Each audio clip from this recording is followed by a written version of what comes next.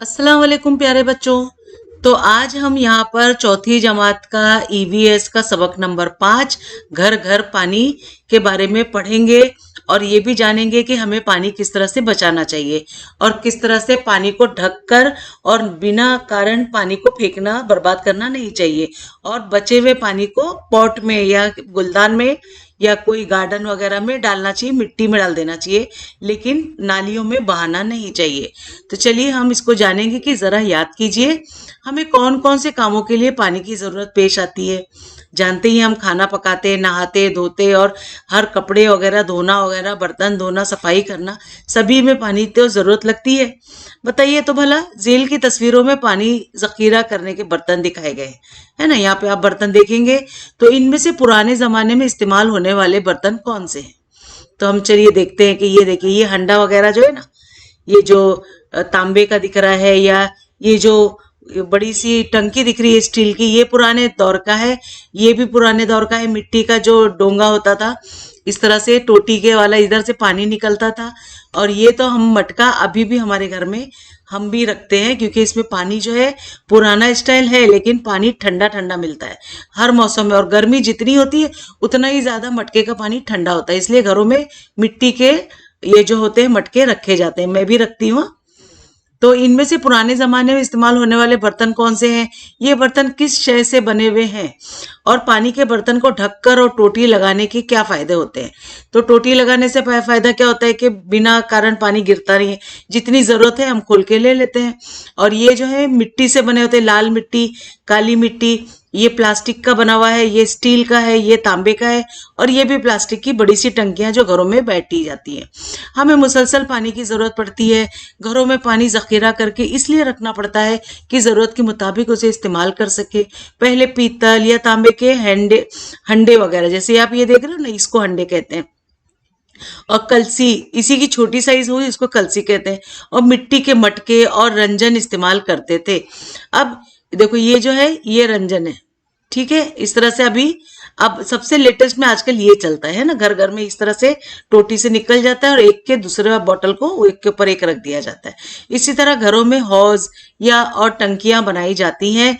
पानी जखीरा करने के लिए आजकल सिर्फ स्टील और प्लास्टिक से ही बर्तन बनाए जाते हैं। ये वाले और ये वाला हम जो देखिए, ये प्लास्टिक से बनी, ये ज्यादातर आजकल काम आते हैं। पीने के पानी के लिए एहतियात कैसे बरतें। सेहत के लिए पीने का पानी बेजरर होना जरूरी है, यानी साफ होना जरूरी है। पेट में अगर आलूदा पानी चला जाए तो बीमारियां हो सकती है। इसके लिए पानी पकाने का पानी जखीरा करने वक्त हम खास एहतियात बरतते हैं। पीने और खाने पकाने की पानी के बर्तन हम ढक कर रखते हैं, और जिसकी वजह से पानी में गर्द और कचरा नहीं जाता। पानी निकालते वक्त अगर हाथ डुबो दिया जाए तो पानी को लगी गंदगी पानी में मिल जाती है। पानी निकालने के लिए लंबे दस्ते का डोंगा इस्तेमाल करते हैं। पानी निकालते ही फौरन ढक्कन ढक देते हैं। लेकिन इन बर्तनों को टोटी लगाना पानी निकालने का सबसे अच्छा तरीका है। इस तरह पानी खराब होने का सवाल ही नहीं पैदा होता और पानी निकालना भी बहुत आसान हो जाता है। किसी बर्तन का पानी अगर खत्म हो जाए तो उसे दोबारा भरने से पहले हम वो बर्तन धो लेते हैं। हम ऐसी एहतियात बरतें हैं तो पीने का पानी साफ रहता है। क्या आप जानते हैं पानी बासी नहीं होता। बात सही है ना। देखो बच्चों, ये बात बहुत गौर से सुनिएगा कि कुछ लोग घर में एक दिन पहले भरा हुआ पानी फेंक देते हैं और दूसरा पानी भरते हैं। वो समझते हैं कि पानी बासी हो गया है, लेकिन ये ख्याल गलत है। पानी फेंक देना यानी अच्छे पानी को जाय कर देना है। पानी खराब होने पर ही इसका इस्तेमाल पीने की बजाय दूसरे कामों के लिए ले सकते हैं, जैसे कपड़े धो दो, बर्तन धो दो, या पॉट वगैरह में डालना है उसमें डाल दो, लेकिन फेंकना नहीं चाहिए। आइए दिमाग पर जोर दें। पानी के जखीरा अंदोजी के लिए लोग स्टील और प्लास्टिक के बर्तन क्यों पसंद करते हैं। तो आइए ये करके देखते हैं। ये तजुर्बा बड़े लोगों की मदद से कीजिए। एक प्लास्टिक की बोतल लेकर इसके ऊपरी हिस्से काट दीजिए, यानी उसका मुंह काट दीजिए, और पेंदे से कुछ ऊपर बोतल के चारों तरफ 4 सुराख बनाइए। ठीक है, 4 होल कर दीजिए, और एक खाली रिफिल, जो आपकी पेन की रिफिल होती है ना, वो खाली जब हो जाए तो उसे लेकर उसके 4 छोटे टुकड़े कीजिए और एक टुकड़े चारों सुराखों में मजबूती से बिठाइए। जैसे कि यहाँ पर देखिए चारों सुराख में वो बिठा दिया गया है, उतना ही बड़ा होल करना है और बोतल में पानी भरिए। आपको क्या मालूम हुआ, तमाम नलियों से पानी बहने लगता है। इस तरह क्या जाहिर होता है कि जैसे हमारे घरों में पानी आता है ना, वो बड़ी टंकियों से इस तरह से आता है। इसमें जो पाइप से हमें होल करके वो लोग पाइपलाइन डाल देते हैं ना, तो यहाँ पर आप देखोगे इस पिक्चर में कि किस तरह से पाइपलाइन से होल कर करके नलों में आ रहा है। बाल्टी में हम खोलते हैं, बेसिन में खोलते हैं, टॉयलेट में यूज करते हैं और यहाँ पे फ्लश बेसिन में भी यूज करते हैं। इस तरह से किस तरह से वो डाला जाता है। अब यहाँ पे हम देखेंगे कि एक जगह जखीरा किया हुआ पानी नलों के जरिए मुख्तलिफ मकामात पर पहुंचाया जा सकता है। अब सीमेंट या प्लास्टिक की बड़ी टंकियां, जैसे यहाँ पे आप देख रहे हो, घरों या बड़ी इमारतों की छतों पर नस्ब की जाती हैं। नलों के जरिए टंकी का पानी इमारतों के गुसल खानों, बावर्ची खानों तक पहुंचाया जाता है। नलों की टोटियां लगा दी जाती है, तो जरूरत के मुताबिक पानी लेकर टोटियां बंद कर दी जा सकती है। इस तरीके से किसी इमारत में एक ही टंकी से एक ही वक्त में कई जगह पानी मिल सकता है ना। ये तरीका जैसे हमने देखा इमारत पर नस्ब की हुई टंकी और घरों में नलों का कैसे निस्ब चलता है। अब बताइए तो भला, अगर ऐसा उसूल हो कि घरों में सब लोग अपना अपना खाना बनाए तो क्या मुश्किलात पेश आएंगी और क्या फायदे होंगे। अगर देखो बच्चों, अगर सब लोग अलग अलग पकाते हैं तो क्या नुकसान होगा मालूम, गैस जो है वो बहुत ज्यादा खत्म हो जाएगी। खाना तो अलग अलग बनेगा और गैस भी यूज हो जाएगी ज्यादा और वक्त भी ज्यादा जाएगा, है ना। इसीलिए एक साथ पकना ज्यादा फायदेमंद है ना। लेकिन फायदे क्या होंगे कि एक साथ अगर पकाया जाए तो वो फायदे में चला जाता है और वक्त भी बचेगा, गैस भी बचेगा, तो ये फायदे हो सकते हैं। तो अलग अलग पकाने के जो है ज्यादातर फायदे नहीं, नुकसान होते हैं।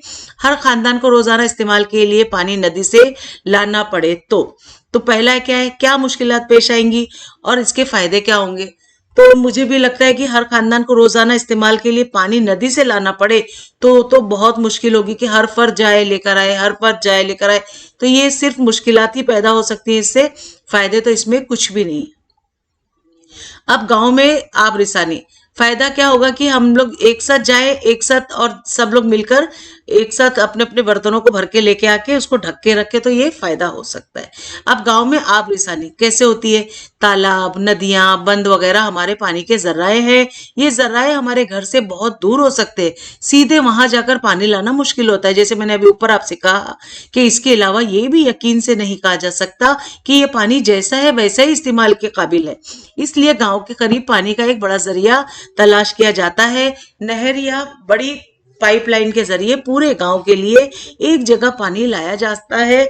यहाँ उसे पीने के लायक बेजरर बनाया जाता है। उसे पानी की तखलीस कहते हैं। पानी को खालिस बनाने के लिए जो मरकज से सब लोगों को पानी फराहम किया जाता है उसे आब रिसानी कहते हैं। ठीक है, बताइए तो भला, पानी से भरी बाल्टी से हम पिचकारी में पानी भरते हैं तो उस वक्त पानी के बहने की सिमत कौन सी होती है, सामने की तरफ होती है। अब ऊंचाई पर निस्फ टंकियां देखिए, हम यहाँ पे ये टंकियां लगी है, बहुत ऊंचाई पे लगती है, लेकिन इसमें पानी कैसे पहुंचता है, चलिए जानते हैं कि हम ये जानते हैं कि पानी नीचे की सिमत बहता है, लेकिन अगर पानी ऊपर चढ़ाना हो तो कुव्वत लगानी पड़ती है। इसके लिए किसी मशीन या इस्तेमाल करना पड़ता है। पानी ऊपर चढ़ाने के लिए पंप इस्तेमाल करते हैं। पंप चलाने के लिए डीजल या बिजली का इस्तेमाल किया जाता है। बिजली की इजाद से पहले पानी को खूब ऊंचाई तक पहुंचाना मुमकिन न था। बिजली से चलने वाली मशीन का इस्तेमाल करके पानी किसी भी बुलंदी तक पहुंचाया जा सकता है, जिसकी वजह से पानी बुलंदी पर निस्फ टंकियों में जखीरा कर सकते हैं और यहां से दूर दराज वाक़ शहरों और गांवों तक पहुंचाया जा सकता है। पानी की तखलीस के मरकज से तमाम घरों तक पानी पहुंचाने से पहले कुछ बुलंदी पर निस्फ टंकी में पानी का जखीरा किया जाता है। इस टंकी से जरूरत के मुताबिक एक बड़े नल के जरिए पानी छोड़ा जाता है। बुलंदी पर निस्फ टंकी के नल से कई शाखें निकलती हैं। ये शाखें टंकी के इतराफ तमाम बस्तियों में पानी पहुंचाती हैं और बस्ती में पहुंचने के बाद हर शाख से हर थोड़े फासले पर मजीद शाखें निकलती हैं और घर घर पानी पहुंचता है। कई मकामात पर एक ऐसी बस्ती में 2-3 अवामी नल होते हैं। इतराफ के लोग वहां आकर अपने अपने खानदान के लिए पानी ले जाते हैं। अब यहाँ पर बच्चों ये तस्वीर आप देखोगे ना, इससे आपको समझेगा कि गांव का आबी ये जखीरा है, गांव का जखीरा आब है। इस तरह से यहाँ पाइपलाइन के जरिए इस तरह पानी मशीन में साफ किया जाता है, तखलीस किया जाता है और उसका ये मरकज है। यहाँ से होते हुए देखिए वो टंकियों में भरा जा रहा है। और टंकियों से बिल्डिंग में जा रहा है, फिर टंकी से ही देखिए गांव गांव, घर घर और ये कंपनियों वगैरह में जा रहा है। पानी के जखीरे से घर तक पानी का ये सफर दिखाया गया है। क्या आप जानते हैं पानी के बगैर इंसान जिंदा नहीं रह सकता? ये तो सभी जानते हैं। इसलिए पानी का मुंबा इंसानी बस्ती से करीब तर होना जरूरी है, क्योंकि जब पानी नजदीक होता है ना बच्चों, तो वहां रहना भी सही रहता है, हमारे लिए कोई काम मुश्किल फिर नहीं होती। इसीलिए पुराने जमाने में बड़ी बड़ी नदियों के करीब बस्तियां आबाद हुई। हमारे मुल्क में भी ऐसे कई कदीम शहर है। शुमाली भारत में हमारे मुल्क की राजधानी दिल्ली जमुना नदी के किनारे आबाद है। देखो आप बच्चों, ये भी याद रखना कि जो राजधानी दिल्ली है ना, वो जमुना नदी के किनारे बसी हुई है। और बिहार के गंगा नदी पर पटना, तो महाराष्ट्र का शहर नासिक गोदावरी के किनारे आबाद है। देखो है ना, ये भी सब याद करने वाली बात है ना, कि नासिक शहर जो है वो गोदावरी नदी के किनारे पे है। और आज भी कुछ बस्तियों में कुओं या हैंडपंप का पानी इस्तेमाल किया जाता है, लेकिन ये पानी पीने से पहले इस बात का इत्मीनान करना पड़ता है कि क्या ये पानी बेजरर है, पीने लायक है। कुएं का पानी बेजरर ना हो तो उसे उबाल लेना चाहिए, ताकि सेहत को कोई खतरा ना हो। कई बस्तियों में टैंकर की मदद से भी पानी पहुंचाया जाता है, जैसे आज हमारे यहाँ भी कभी कभी टैंकर मंगवाना पड़ता है। बताइए तो भला रोजाना आपके घर में कितना पानी इस्तेमाल होता है? अब रोजमर्रा की जरूरत का पानी कौन भरता है? तो ये बातें आपको अपने घर के हिसाब से आपको बताना है। आइए ये करके देखते हैं कि अपने घर के एक खाली बाल्टी लीजिए, उसे उठाकर उसका वजन का अंदाजा ले लीजिए। फिर इस बाल्टी को पानी से आधी भर लीजिए। इसकी वजन का अंदाजा कीजिए कि पूरी बाल्टी को पानी से भरकर एक जगह से दूसरी जगह ले जाना सख्त मेहनत का काम है ना। अब एक आपको आधी बाल्टी है तो आप लेके जा सकते हैं, लेकिन अगर भरा हुआ बाल्टी एक जगह से दूसरी जगह ले जाना हो तो बच्चों उठाना भी मुश्किल है ना। तस्वीर भी देख के देखो, ये घबरा गया है। अब गौर कीजिए कि आपके घर में रोजाना ऐसी कई बाल्टी पानी की जरूरत होती है। अब आपको इसका अंदाजा होगा कि इतना पानी भरने के लिए कितनी मेहनत दरकार होती है ना बच्चों। बताइए तो भला इन मशीनों को चलाने के लिए कौन से ईंधन का इस्तेमाल करते हैं? बोरवेल से पानी निकालने वाला पंप, बुलंदी पर निस्ब टंकी में पानी चढ़ाने वाला पंप, और बस्तियों में पानी पहुंचाने वाला टैंकर। तो देखिए, जो भी पंप चलते हैं ना वो इलेक्ट्रिक से चलते हैं, और टैंकर जो है ना वो डीजल से चलता है। टैंकर को चलाने के लिए डीजल भरा जाता है। अब पानी को खालिश बनाने और उसे बुलंदी पर निस्ब टंकी तक चढ़ाने के लिए कई लोग मुसलसल काम करते रहते हैं। वहां की मशीनों को चलाने के लिए बिजली या डीजल का इस्तेमाल किया जाता है। इस पर खर्च बहुत ज्यादा आता है, इसलिए साफ पानी एक कीमती शय है। हम जिस तरह अपनी कीमती अशिया की हिफाजत करते हैं, पानी का भी इसी तरह ख्याल रखना जरूरी है। नल से भरकर रखे हुए पानी को जाया ना होने दें और खराब भी ना करें। पानी किफायत शौरी से कैसे इस्तेमाल करेंगे? तो चलिए देखें कि मुंह धोने के बाद बर्तन में बचा हुआ पानी आप फेंक देते हैं या दोबारा इस्तेमाल के लिए रखते हैं। तो मुंह धोने के बाद जो पानी बचा है उसको दोबारा तो इस्तेमाल करना सही नहीं है ना। तो इसको क्या करेंगे, हम हमारे घर में जो गार्डन है, गुलदान है, उसमें जाके डाल देंगे। रोजाना दांत साफ करने के दौरान नल से मुसलसल पानी बहने देते हैं या दरमियान में नल बंद कर देते हैं, तो नल दरमियान में बंद कर देना सही है। क्या सब्जियां, फल वगैरह धोने के बाद इस्तेमाल किया हुआ पानी फेंक देते हैं या पौधे को डाल देते हैं? तो पौधे को डालना सही है। क्या नल के नीचे बर्तन धोते वक्त पूरा नल खोलकर पानी तेजी से बहने देते हैं, या इतना ही नल खोलते हैं कि बर्तन ठीक तरह से धुल जाए? इतना ही नल खोलिए जितना के बर्तन आराम से धुल जाए। आइए दिमाग पर जोर देते हैं कि बाग को पानी देना है, नल का पानी है और कुएं का भी पानी है, तो आप कौन सा पानी इस्तेमाल करोगे? तो मैं अगर रहती तो मैं कुएं का पानी जो है वो बाग को दे देती, और नल का पानी जो है हम घर के कामों में इस्तेमाल करते। हमने क्या सीखा? हमें पानी की मुसलसल जरूरत रहती है, इसलिए घर में पानी जखीरा करके रखते हैं। पानी जखीरा करने के लिए इस्तेमाल होने वाले बर्तनों को ढक कर, यानी ढक्कन, टोटियां लगाई हो तो पानी साफ रहता है और इस्तेमाल में आसानी होती है। पीने का पानी बेजरर ना हो तो बीमारियां हो सकती हैं, इसलिए पीने के पानी के लिए एहतियात बरतना चाहिए। शहरों और छोटे बड़े गांवों में पानी की तखलीस के मराकज और आब रिसानी का इंतजाम होता है ना। शहरों में क्या हो जाता है, छोटे बड़े गांव में पानी को इधर से उधर पहुंचाने का जो है वो आसानी से पहुंचाया जा सकता है। दिगर मुंबों का पानी इस्तेमाल करने से पहले ये इत्मीनान कर लेना चाहिए कि पानी बेजरर है या नहीं, साफ है या नहीं, है ना। और पीने का पानी हासिल करना मेहनत और खर्च का काम है। अब पानी अच्छी तरह से जखीरा करें और उसे किफायत शौरी से इस्तेमाल करें। यानी बच्चों, अगर आपको गिलास में भी लेना है ना पानी, तो उतना ही नल से निकालो जितना कि आपको पीना हो। भर के ले लिया आपने, आधा पी लिया और आधा फेंक दिया, ऐसा मत किया करिए। हाँ, इसे हमेशा जहन में रखें कि पानी कीमती शय है, सही है, इसकी हिफाजत करना चाहिए। ये तो बच्चे, अगर आप अभी सीख लोगे तो बाद में बहुत अच्छे, मतलब बड़े इंसान जो फर्द बन जाओगे तो बहुत अच्छे बनोगे, क्योंकि पानी बहुत कीमती शय है ना, इसको संभाल के ही यूज करना चाहिए। तो बच्चों, यहाँ पर हमारे सबक पूरा हुआ। तो चलिए इस सबक के सवाल जवाब यानी मश्क भी हम हल कर लेंगे। उसके लिए मैं चलूंगी यहाँ पर ये स्लाइड पे, जहाँ पे हमने सवाल जवाब को बना के रखा है, और इसको समझाने के लिए मैं यहाँ पे पेन ले लूंगी। पेन में कोई कलर लूंगी जो आपको मैं अंडरलाइन कर करके दिखाऊंगी, तो आप इसे अच्छे से नोट कर लीजिए।